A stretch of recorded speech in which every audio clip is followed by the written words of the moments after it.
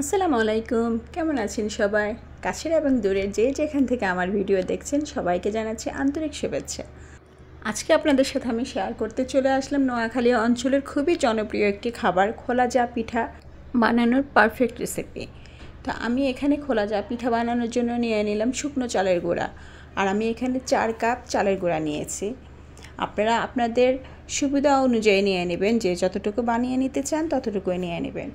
তো আমি আজকে আমার বাসায় গেস্ট আছে, এই জন্য আমি একটু বেশি করে নিয়েছি। তো এখানে আমি এখন দিয়ে দিচ্ছি স্বাদ অনুযায়ী লবণ। তারপরে লবণ আর চালের গুঁড়াটাকে খুব ভালো করে মিশিয়ে নেব। তারপর আমি এখন এখানে মিশিয়ে নেব কুসুম গরম পানি, আর পানিটা আমি অল্প অল্প করে দিব।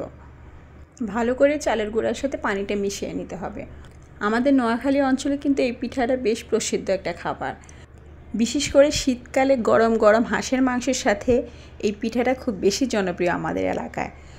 তবে গরুর মাংস দিয়ে খেতেও কিন্তু আমার ভীষণ ভালো লাগে। আমার বাসায় আজকে এটা গরুর মাংস দিয়েই খাওয়া হবে।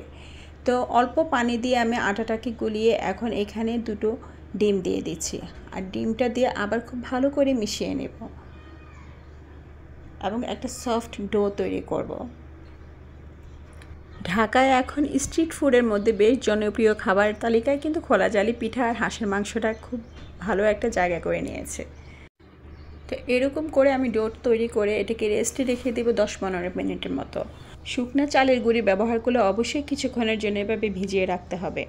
আর আপনারা চাইলে ডিপে রাখা চালের গুঁড়ি দিয়েও কিন্তু এই পিঠা বানাতে পারেন, এতেও কিন্তু খুব ভালো হয়। তা আমি এখন 10 মিনিট পর ব্যাক করলাম, আর এখন আমি এখানে দিয়ে দেবো একদম ফুটন্ত গরম পানি। আর গরম পানিটা দিয়েও আবার অনবরত নাড়তে থাকবো এবং খুব ভালো স্মুথ একটা লিকুইড ডো তৈরি করে নেব।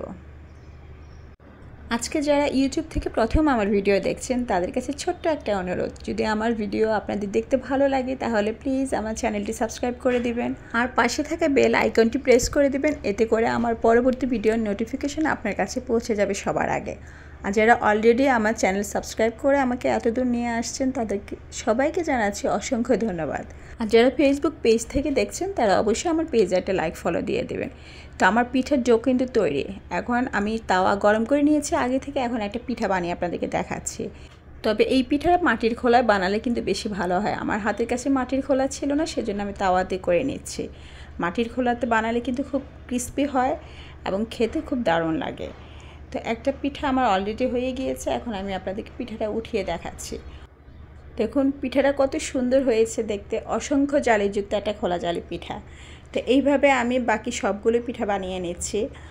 নোয়াখালী ছাড়া আর কোন কোন অঞ্চলে এই পিঠাটা বানানো হয়ে থাকে প্লিজ আমাকে কমেন্টস করে জানাবেন। আর আপনারা এই পিঠা কিভাবে বানিয়ে থাকেন তাও কমেন্টস করে জানাবেন।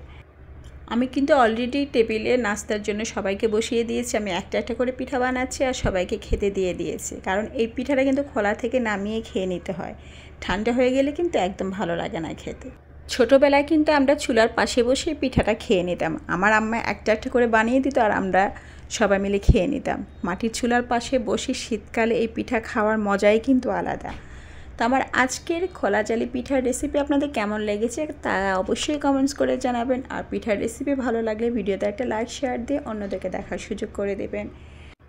আজকে আর কথা বাড়াচ্ছি না, আমার আগামী ভিডিও দেখার আমন্ত্রণ জানিয়ে আজকের মতো বিদায় নিচ্ছি। সবাই ভালো থাকবেন, সুস্থ থাকবেন, নিজে এবং নিজের পরিবারের খেয়াল রাখবেন, আর অবশ্যই আমার জন্য দোয়া করবেন। আল্লাহ হাফেজ।